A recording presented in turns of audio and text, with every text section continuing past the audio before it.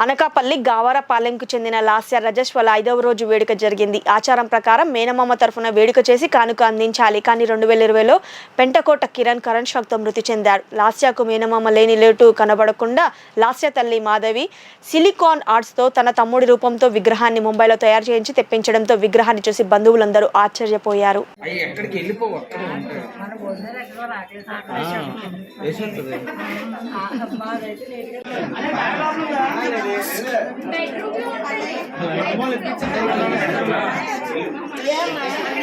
మా డబ్బులు తీసుకోక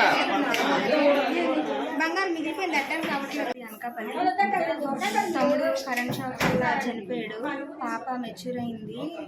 తను చనిపోయి 4 years అవుతుంది.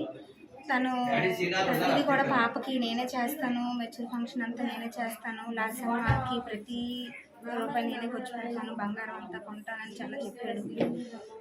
ఆడికి జాబ్ వచ్చి బెంగళూరులో కూడా అడిగితే నేను వచ్చేస్తాను, ఫ్లైట్లో వచ్చేస్తాను, నీకు లాస్ట్ మెచ్యూర్ అయితే మొత్తం నేనే చేస్తాను అన్నాడు. లాస్యమ్మకి అయిన పాపకి మావయ్య లేని లోటు కనీసం తీర్చలేము. ఆ బ్యాగ్స్ అయినా తెస్తే పాప హ్యాపీగా ఫీల్ అవుతుందని మమ్మీ వాళ్ళు మా ఇంటికి సార్ తెచ్చారు. మమ్మీ వాళ్ళు సార్ తెచ్చిన రోజు పాపకి గిఫ్ట్ ఇవ్వాలని చెప్పి అది తెప్పించాము. అది ముంబైలో చేయించాము. వాడి చేతుల మీదకి ఇదంతా మొత్తం సార్ అంతా కూడా మావి ఇచ్చినట్టుగా ప్రతిదీ పెట్టించాము.